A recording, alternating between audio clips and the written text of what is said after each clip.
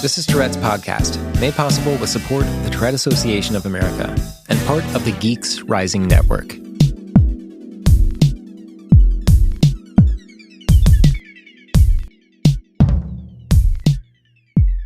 Season 5. Hey everybody, this is Ben. Thanks for your patience as I was putting this together. The COVID stuff kind of interfered a little bit. Not with me, I'm healthy, but just with the pace of the world and what people needed and what my job demanded. And anyway, we're here. This won't be the typical episode 0, by the way. It's not just going to be a setup or a look ahead at what's coming up in season 5. I'll do a little bit of that, and I'll do that in just a moment. But there's some big stuff I'm going to talk about here. Catch us up on some things happening with me. I'm basically just going to open up about some things that are intensely private, but with the hope that people who maybe need to hear this stuff, which I think is pretty much everybody, hopefully benefit from. And I know that sounds cryptic, but hang out. I'm going to get pretty vulnerable, but again, hoping this episode becomes a companion to you if you need it. And I'm going to be talking about mental health overall. It's hard to be candid and open about mental health and what you as a person need or what you as an individual need in that regard because of that vulnerability. It's hard to talk about this stuff openly because of the perception that maybe you're looking for attention if you claim any sort of mental health issues because, you don't want to be viewed as damaged or a liability. But whatever, I'm going to talk about it and include some tools that have worked for me when I needed them, especially recently. But let's kick up some dust first. I'm so stoked about this. Season 5, we've gotten through this many episodes, enough to get through a 5th season of Tourette's podcast. I thank you so much for getting us here. Looking back, we have 4 full seasons of Tourette's podcast. Conversations with people all over the world who, like me, have Tourette syndrome. And a lot of the same orbiting things like depression, anxiety, sleep issues. Things like that. Things that, in spite of them, haven't been able to slow us down and be the people that we want to be. We get to be the people we want to be. That's a very general statement, and I know things differ pretty wildly on an individual basis, and, as the saying goes, a generalization is almost always wrong, but again, speaking generally, the stories we've gotten to tell together on this podcast have changed my life and have really helped to give people out there a different and more accurate perspective on what it is to have TS, the good and the bad. And it's worth pointing out, for sure, that people who've responded to the podcast see the good as outweighing the bad. Again, just speaking generally, because, TS is case by case. I've definitely talked with people who were like, get this thing away from me. I don't want to have Tourette syndrome. And other people who were like, this helps to kind of frame my life. And they see it as a positive thing. But before I get to some new things going on, I want to reemphasize that this podcast is all about honesty and experience. It's not about being a one-sided rah-rah cheerleading campaign for Touretters or equal treatment or anything like that. What I hope is that by us having the chance to tell our stories in an uncensored and unsensationalized way, the natural effects will be more understanding and better opportunities to talk to one another in a way that isn't so awkward. I mean, if the only success of this podcast is that people have an easier conversation about Tourette syndrome and what it actually is, then I'm fine. But already we've seen stories of self-acceptance and finding the ability to confront things in our lives, managing things that we can't control, and that stuff everybody can relate to, and it has ripple effects. But this season won't be exactly the same as before. We're still going to hear conversations with people who have Tourette or Tourette's. I personally don't care which word you use. Matter of fact, episode 1 of this season, you're listening to episode 0 right now. Episode 1 is a really fun talk with a fairly renowned artist who has TS, and it's a really direct part of his experience as a professional artist. I've released that simultaneously with this episode, so if you're already subscribed to Tourette's podcast, and please do so if you're not already, if you've already subscribed, you should already have episode 1 waiting on you in your podcast player.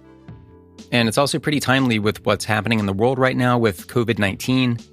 I hope everyone's doing the smart thing for themselves and the people around them and listening to reliable sources from the science and medicine world so we can get ahead on this. I've also heard from a lot of you going through some heavy anxiety about it. A good portion of the audience also deals with OCD, for instance. What's coming up on future episodes will be a scientific look at what's happening with us when we feel these pangs of anxiety, when we're just gripped with fear or thinking about the possibilities and, why do we do that? Like beyond just saying, because I have anxiety disorder or something akin to that, like going past that.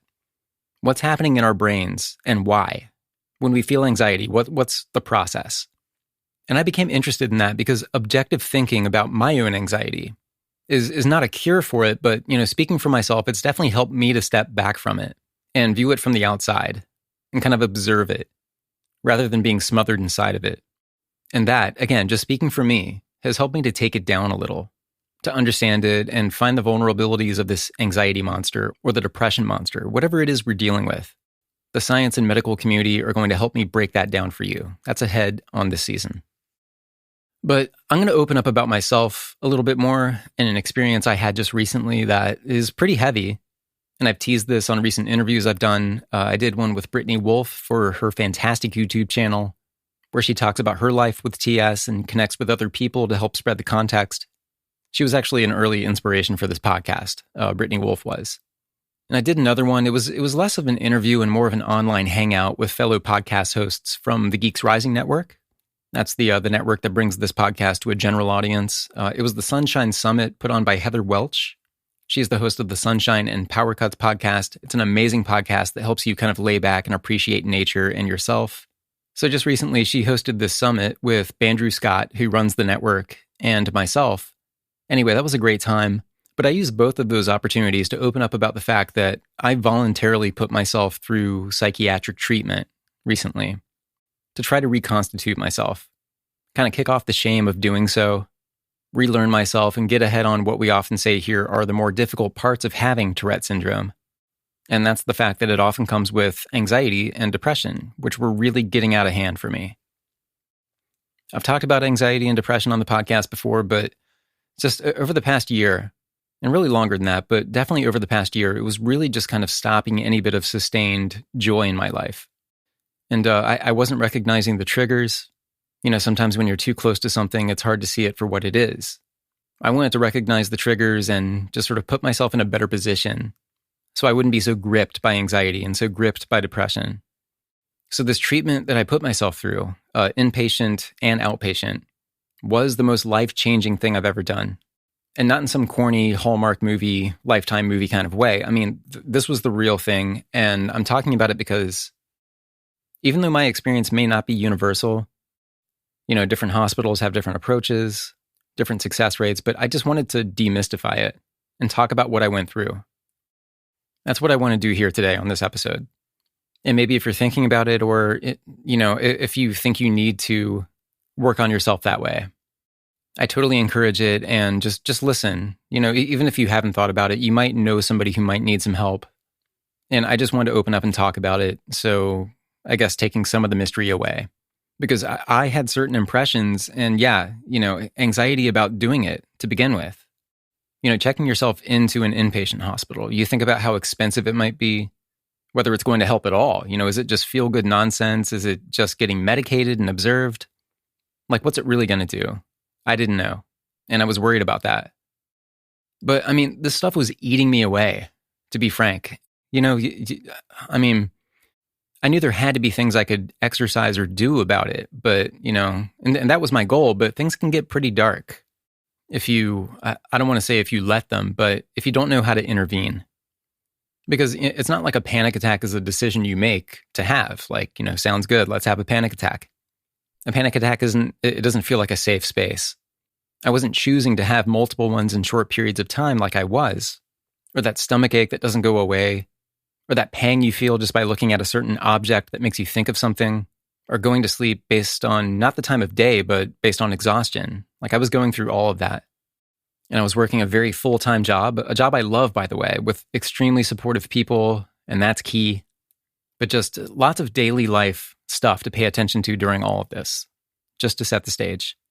All of this predated the mass awareness here of COVID-19. So after season 4 is kind of when I did all this, checked myself into a hospital. This is before we knew about COVID-19, or before there was any mass awareness of it. So keep that in mind. And I hope what I say still applies after we get through this thing, that we can access direct therapy, not just telemedicine, but in-person care for when we need it in a very accessible way, or group therapy, and so on. But here's a question for you. What would be the kicker for you to decide that now's the time to put yourself into an inpatient facility? How bad would things have to get to say, I've got no other choice, I need to work on myself, things are bad, I need help? You'd maybe Google the options, you would look at websites of different facilities that have all kinds of slogans with the word hope in it, You would look at Yelp reviews and maybe get a little bit horrified. I did all of that. Of course, keeping in mind that reviews, yeah, they're important, but often anonymous and sometimes, well, you get it. My head was spinning, but I was doing at least some base level research on what I could do and where I could go and seeing who took my insurance. Yes, acknowledging that not everybody listening has insurance. I live in the United States and healthcare systems vary in different parts of the world, different countries. It can be very expensive in the US, not only monetarily, but just in the impact to your life. And making a decision that would mean you would have to tell your boss that you're going to take off work for potentially a few weeks straight. And that's what I did. That's what I had to do. And I'm extremely fortunate that they were amazingly supportive. This is a note to employers. Please be supportive of your employees who want to take care of their brains. You'd probably be understanding, or at least I hope you would, if one of your employees broke his or her arm or had a car crash with injuries and needed to take time off to heal. Well, for me, my brain is my most important organ, and it just sucks that we have to be so timid about it or even shameful about mental health. Speaking generally. I work hard at my job. I put a lot into it. I put a lot of hours into it. That's also kind of a sidebar here. I've had a history of smothering myself with work. It's an escape of sorts that has the appearance of legitimacy, but my employers know I take it seriously, and they've been very forgiving and understanding, I guess, with the importance I decided to put on my own mental health, so I could be there for them.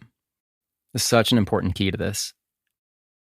I also opened up to my family and friends with a level of honesty that I'd always been kind of cagey about. Like, my business is for me to work out, and I will because I'm an individual, and I believed past tense, I believed that there was a level of nuance that would be lost with a general approach to my brain and how I thought it worked. Like, I wasn't confident that getting systematic help for myself would work.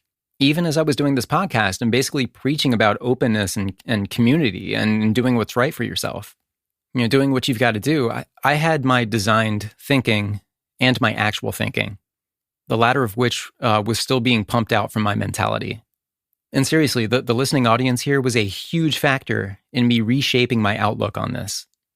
Like, you played a direct role, sweeping out the old and really taking things seriously with myself because this life is the only one I've got.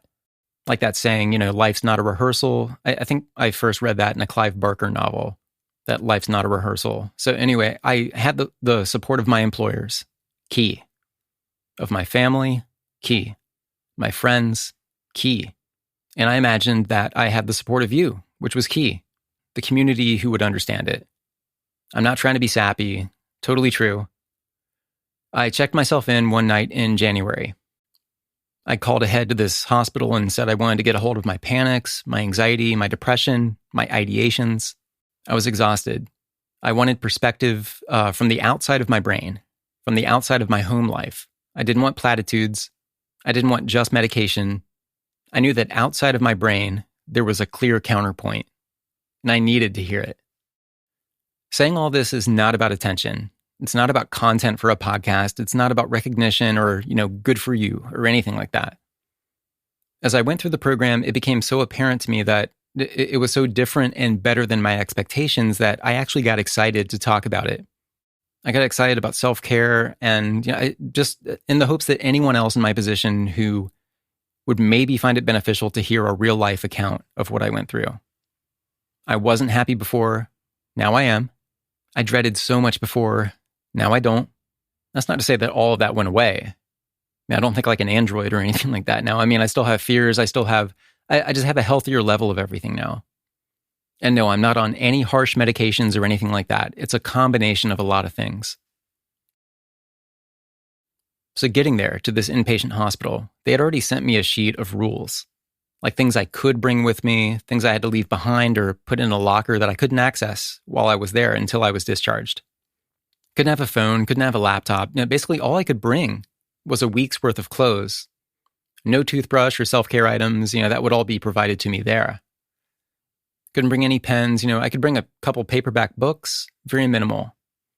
And really, that was it.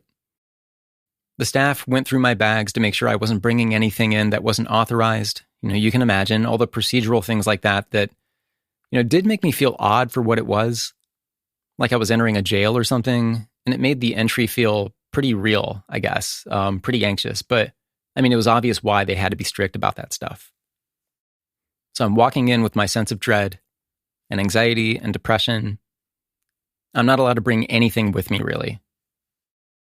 So they brought me in, and for the next good long while, like several hours, there was all kinds of admissions processing, like paperwork and answering questions from staff about what I was feeling and why. They eventually gave me some snacks and took my blood pressure and weight and all the other vitals, and like this took a while. Again, still feeling nervous about it, but again, it's what I had to do to get in. They searched my body for tattoos, cuts, anything identifying like that, or maybe any telltale signs. And it was kind of nerve-wracking, but again, you could imagine the purpose behind all of that. So I guess on the flip side, if they didn't have all these admissions processes in place, I'd wonder why not, and probably, get nervous about that too. So I felt this weird tenet of safety inside the procedures that they had to get me into this place. But it was draining, like hours were passing. I'm answering questions I don't quite know the answer to.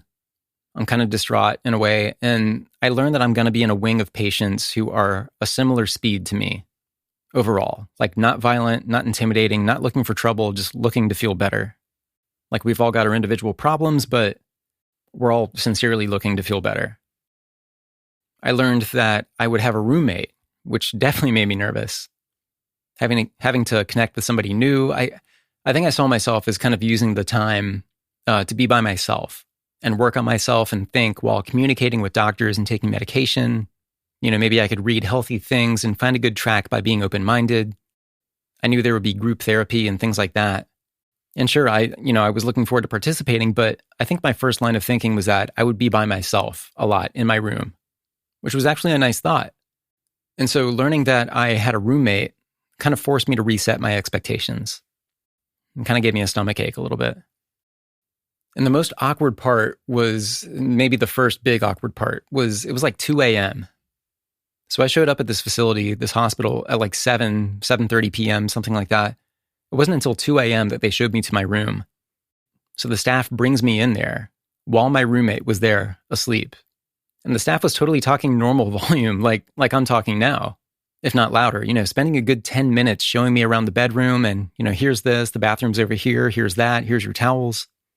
And my roommate, whose temperament I don't know at all yet, and we'll get to that, but he was abruptly woken up by me coming in and ruining his temporary paradise of a room all to himself. I felt pretty bad about that.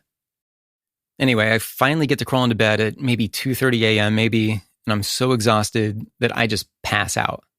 I just go right to sleep. Until 5 a.m. when the hospital staff rolls a cart into my room saying, "Good morning, Ben," and breaking out a needle to take a blood sample. I do not like needles. I never have. But I'm still so exhausted and disoriented that it was what it was. Got it over with. I think they took my temperature again. And then I halfway went back to sleep, kind of. Still feeling kind of bad for my roommate, who I don't know at all yet. And then around, 6:30 a.m. or so, everybody's getting up for breakfast in the cafeteria.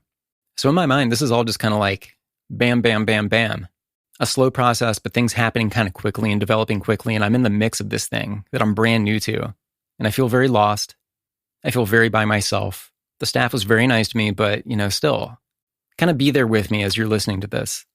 In a brand new, strange place with all kinds of security measures. And yeah, it's nerve-wracking and exhausting. And, I'm green there. I don't know any procedure or anything. Even though they did tell me just hours before that. But, I nervously get up and I get in line and I go to the cafeteria. Everybody's pretty much just kind of wearing their pajamas. So a staff member there is kind of guiding us down the hallway and, has the key card to get us into different parts of the facility. And we get into the cafeteria, we line up, and I don't really know, what's ahead, what's the food going to be like? Is anybody going to talk to me? What's the disposition of the people around me? Being nervous and trying to eat, even though I needed to eat and I was starving. Like the snacks the night before just didn't get me there, but I was really hungry, but really nervous, which is just kind of a weird mix. Got myself some coffee, which is just kind of a habit of mine. Got some cereal, got some like eggs and breakfast sausage, things like that. Staff was very nice. And it was sort of the first kind of uplifting piece is that the other patients there, the other inpatients, were kind of talking to each other like they were friends and they were kind of laughing at each other. One of the funniest things was, though, when we were walking into the cafeteria, there was a TV just kind of playing network television. And it was an ad for this depression medication or antidepressant medication. And when we walked in, the narrator on the screen was listing off the side effects, one of which was fatal. So that was just kind of absurdly, darkly funny to me. And I don't know if anybody else noticed that, but I really find comfort in absurdity, especially if I feel lost or overwhelmed. Just the fact that absurdity exists is something I always just kind of go to. I'm very cynical, always have been. Anyway, that just kind of felt like funny timing. And I'll tell you, the second time we went into the cafeteria, E.T. was playing, and it was the part where E.T. was dying. So I sit down at a table with everybody else, and I don't know anybody, don't know any names. And this guy, Russ, reaches out to me and is like, hey, Ben, he already knows my name. It's like, hey, Ben, did you get any sleep? Or, what time did they finally get you in there? And I had my first conversation with somebody there who just reached out to me. And everybody started introducing themselves, and I can't keep everybody's name straight, but that was just a nice sort of warm icebreaker type thing. Still haven't met my roommate yet by this point. He was actually sitting at another table by himself. But Russ, shout out to you. That meant a lot that you reached out to me. And eventually other inpatients started, just kind of having direct conversations with me. Benita was another one. Benita, you're amazing. Allie, same thing. Just very warm, very cool and understanding. And rather than giving you the play-by-play and making this literally a week-long episode of details of my experience there, let me just go ahead and say that I quickly felt this level of warmth there from the staff, from the doctors, but most importantly from the other patients. Everybody there kind of already knew, if you know what I mean. I didn't have to reach too much into my background to convey where I was or what was on my mind, why I was there. I wanted the nuance to be understood. And when I was expressing myself and telling my story, but at the same time, I learned it wasn't totally necessary, that people there could basically fill in my sentences for me, and in some cases in a much more perceptive way than I was able to do with myself. We had these regular group therapy sessions that I was worried might be a little cheesy or, like those icebreaker things that nobody wants to do that we all kind of groan at. But this wasn't that. There were really effective takeaways from these group therapy sessions where all of us would kind of sit in the room and understand each other. And each therapy session would have its own topic, its own certain angle to it, like coping skills. There was a session on coping skills, like developing a list for yourself, a go-to list of things that might work for you individually when you yourself are feeling particularly anxious or feeling a sense of panic. And let's actually look at some. I've got this notebook that I kind of amassed over the 17-day period that I was at this facility. So I was there a week as an inpatient, then 10 days as an outpatient every day.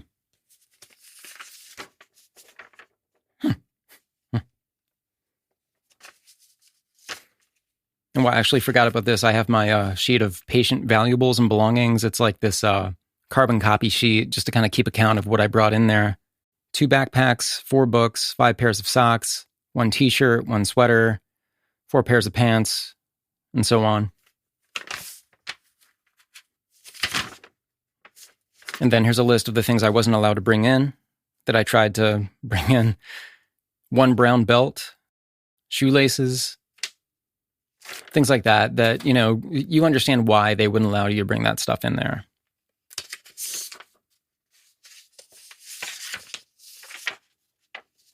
But anyway, here we go. This is a sheet here of 99 coping skills that you can use when you need them. There are 99 of them here, and I'm sure not all of these are relevant to me at all, and certainly wouldn't work. But that's why they gave me 99 of them, so I had options. And the ones that did work for me, that I put stars next to, or would end up working, were the ones where I would kind of challenge my brain. So if I felt anxiety or a sense of panic, I would have these kind of prescribed things that I would go to challenge my brain and just kind of get it thinking. Go for input, and I really hope this doesn't sound like fluff. I promise you it's not fluff for me. Looking at the night sky, just while I'm feeling the sense of dread or panic or anxiety, just looking at the night sky and just letting the stars kind of come into view. Let your eyes adjust. You see more of them and more twinkling, more things jump out at you that look interesting, maybe things you hadn't noticed before. And this is something you can really put away some time with as your eyes adjust and you process new things. Try to identify the brightest star that you can. Maybe get one of those apps that identifies what you're looking at. You can hold your phone up to the sky and it'll tell you, what that star is or what that planet is. Get to know what things look like at different times of night. It's trivial sounding, but it's a good way to get lost for a bit or distract yourself, especially when the weather's cold. I know the weather is changing right now, but it's actually 80 some degrees right now as I'm talking. But at the time, at this point in time, standing out in the cold for a little bit gave me this physiological response. I think this is maybe more in the category of grounding activities, but you know what I mean? Doing things that make you feel different and think different. Editing photos was on the list of coping skills. That's one I already had in my toolbox, but it was nice seeing it identified as a legitimate coping skill on this list. Stretching, that's another one that gave me a different kind of feeling. It's kind of weird how these simple things can get you to a different place or a different sense. Cleaning something. Doesn't have to be a room. Doesn't have to be this big organizational task. Just find something that maybe needs polishing up and do that. Clean an object. I cleaned a couple of my film cameras. I wiped down the surfaces in my house. Again, not a big project, just something to make the space around you look a lot better with a little bit of work. I rearranged my studio. That was a bigger project, but by swapping a few things around, it made me want to actually do more work in here and just kind of gave me a different sense. Just kind of like my brain felt different in this room afterward. I would go to websites where people would post questions. This is another thing I did, like technical questions about audio recording or about a certain product, like something I had the answer to, like Yahoo Answers or questions that people post on Amazon about certain products. And I would spend a little bit of time answering these people's questions, just making myself useful. Like, yes, you can use this microphone to do X, Y, Z, and here's how. Yes, this camera has this feature, and here's how you get to it in the menu system. Like I was looking for people who had questions that I could answer, which is one task or one just little activity that made me feel more useful, I guess. And check this one out. This is one that I thought was a total non-starter for me. Yoga. Because of my Tourette syndrome and my ADD and so on, I'm not the kind of person who sits still. I'm ticking, I'm fidgeting, and I thought yoga would just turn me away at the door. Like there was no way I could do yoga. But they had a yoga class at this hospital, and why not? That was the activity for the day. I could sit there and read or find something else to do. I'll try yoga. So I don't know what it was, whether it was the poses or the stretching or the relaxing quality of the instructor's voice or the pace. I mean, you truly have to slow down to get into it. And maybe that helped. But it's like it met me halfway. I gave in to slowing down, and it took over. The yoga took over or slowed me down the rest of the way. And I was not ticking. Just speaking for myself because we're all different, but if you've been thinking like I did, that yoga is a ridiculous suggestion for anybody with Tourette syndrome, I'm going to go ahead and say, give it a try, because it ended up being the perfect suggestion for me. I never would have guessed. I tried yoga once with a friend a long time ago, and it just didn't work for me, but at the same time, I went into it kind of doubting it, I guess. And this time I didn't, because why not? Why would I doubt it? There's nothing, I had nothing to lose, so I'll try anything right now. That's what I was thinking. And I ended up full on crying at the end of this yoga session because it was a 20-minute yoga session and it took me out of the world. Again, I don't know if it was the instructor's voice or the stretching or the poses. I just got to relax and feel independent or separated from the reasons I came to this hospital. So I did it every chance I got. Every class they offered for yoga, I did it. And the effects of taking a vacation from your problems, that's what was happening with me and yoga together. It felt like a medication that lasted for hours and hours after that. It was wonderful. I had no idea. Maybe we can get somebody on here to talk about what was happening chemically in my brain, but at the same time, I kind of don't want to know. I just want to let it happen because it was working for me. Never would have guessed. And it was a good lesson for me in what I can be resistant to and things I doubt. So I'm giving more things a chance. Because again, why not? My roommate was a guy named Zach. He was the best roommate I could have. He was a cool guy. He was really laid back. And we ended up having a lot in common. It was such a great scenario. We both like creating music, recording it, putting it out there, using different creative production techniques. And his stuff is legitimately good. I was really impressed when I got out of the hospital and I finally got to listen to it. Shout out to poor homie Zach. He was cool with me sharing his name on the podcast. That was another really cool piece of support around me. Just having a solid roommate I could talk with about things other than the reasons we were there as inpatients. We could just kind of talk about what we liked to do. And personally, it made me want to get more into that after I got out of the hospital. So it gave me some more direction. And just about everybody there in the inpatient unit was like that. I felt brittle and nervous at first, and then it just kind of felt like a hangout. There was lots of laughing, mutual admiration, We all cheered each other on, not in some sappy, hollow way, but sincerely, because I guess we all felt like stakeholders in it, like together in it. And that was really honestly true. We were given sheets to kind of write out our goals, what we wanted to do, and realistic, specific things. So this is kind of getting into, structuring our rehabilitation and our improvement, where we wanted to be, the kind of people we wanted to be. So setting out realistic goals for ourselves, nothing too lofty, just realistic goals, and then learning these coping and grounding techniques to kind of ward off the anxiety, the panic, the depression. Here's a sheet right here, distress tolerance skills. It says here, negative feelings will usually pass, or at least lessen in intensity over time. It can be valuable to distract yourself until the emotions subside. The acronym ACCEPTS, ACCEPTS, serves as a reminder of this idea. So that stands for activities, ACCEPTS, activities, contributing, comparisons, emotions, pushing away, thoughts, sensations. So for example, activities, it says here, engage in activities that require thought and concentration. So that's kind of like going back to my looking at the night sky thing or finding something that challenged my brain. It says this could be a hobby, a project, work, or school. Contributing, that's focus on someone or something other than yourself. You can volunteer, do a good deed, or do anything else that will contribute to a cause or person. Comparisons, look at your situation in comparison to something worse. Remember a time when you were in more pain, or when someone else was going through something more difficult. And I will say that piece doesn't always work for me because I feel like pain is always kind of a relative thing. It may help me with my sympathy or empathy, but that doesn't always bail me out when I try to think of that. But in case that works for you, that's comparison. So we've gone through ACC in this acronym so far. The next is emotions. Do something that will create a competing emotion. Feeling sad? Watch a funny movie. Feeling nervous? Listen to soothing music. And again, just speaking for myself, that's not one that is always going to work for me.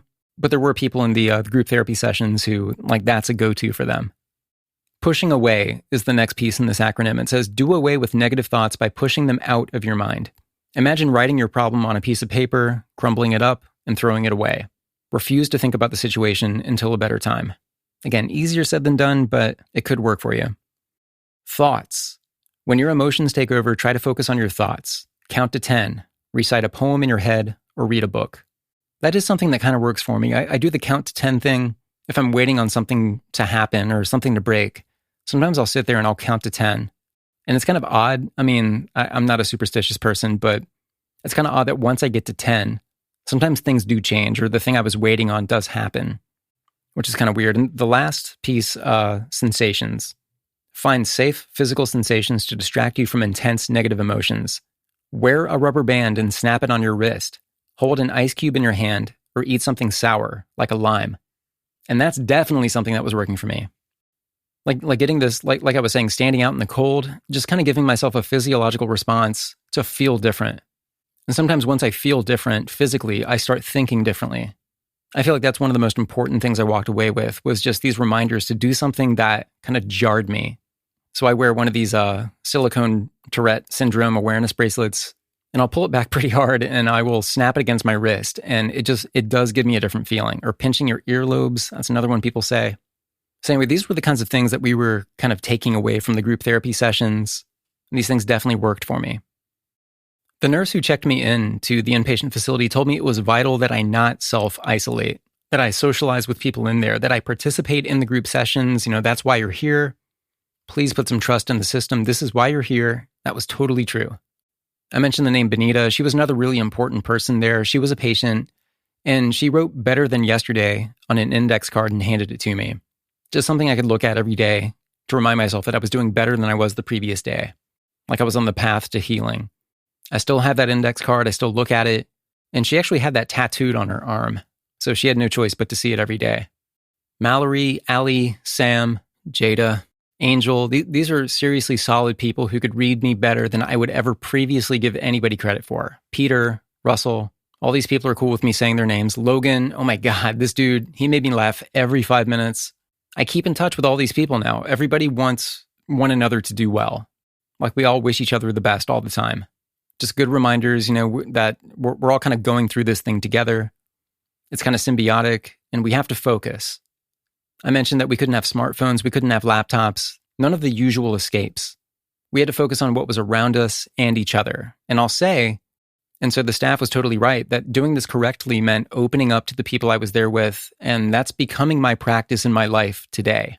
I'm pretty candid on this podcast, opening up about my Tourette syndrome, that was one thing.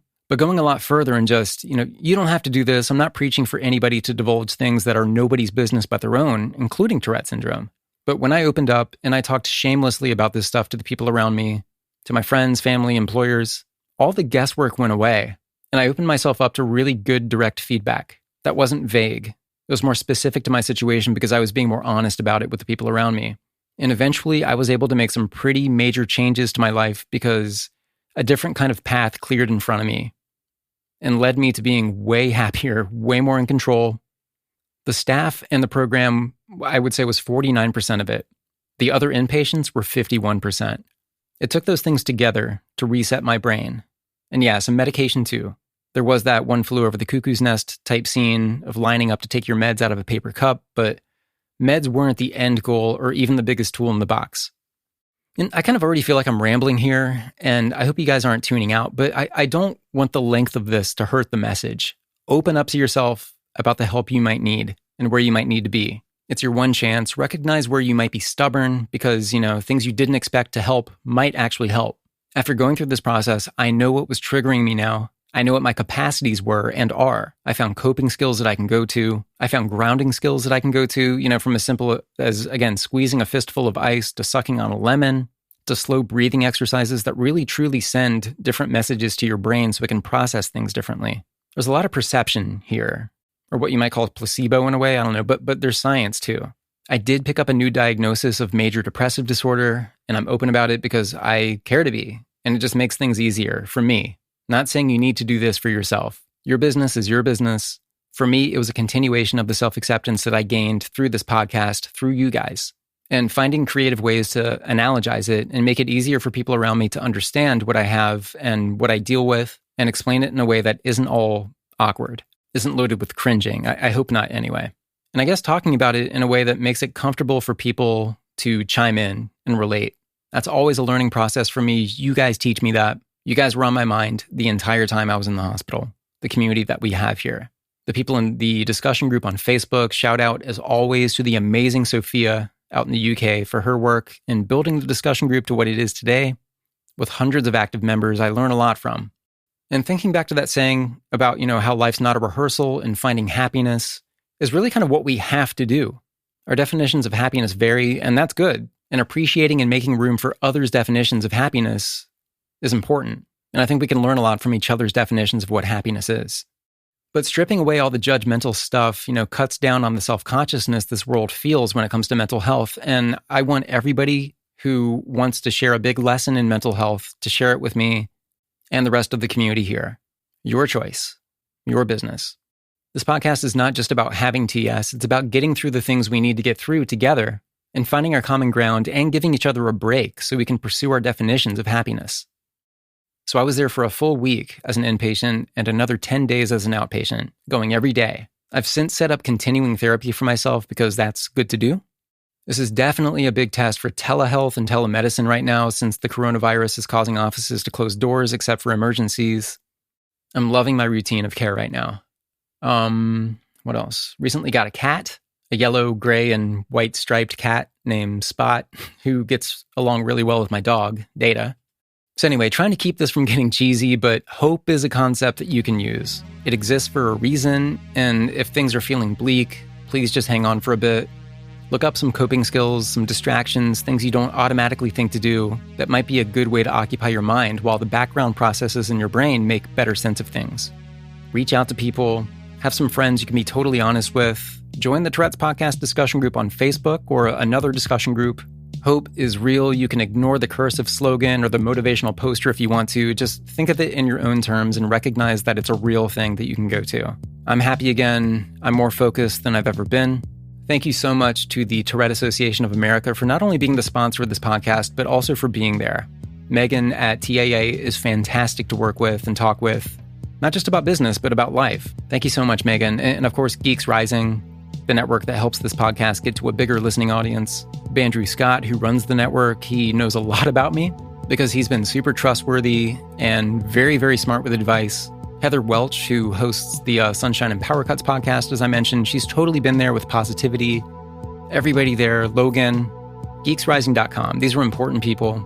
And I'm going to go ahead and shut up, but if you have any specific questions about the inpatient program that I went to, how it worked, what I found challenging, anything you want to know, email me at tourettespodcast@gmail.com. Again, that's Tourette's with an S, tourettespodcast@gmail.com. And I will address it on the show if it's not something that violates anybody's privacy. I'm open though, so please ask away. I know this experience that I've described is limited to me in a way. It was where I went that was a factor. It was my age and time of life, I guess, what was available to me and so on, but I'll answer what I can. You can also record a voice memo on your phone and send it to the same email address, tourettespodcast@gmail.com, and I will play it on the show and answer it. If you would like to become a supporter, patreon.com/tourettespodcast goes a long way. We're on Instagram and Twitter, of course, and tourettespodcast.com. I'll let you go now. Season 5 is underway and episode 1 is out right now. I have some updates from the Tourette Association and a really great interview with a really renowned artist I was very happy to get. Let's keep talking. Thanks for being here. This is Ben.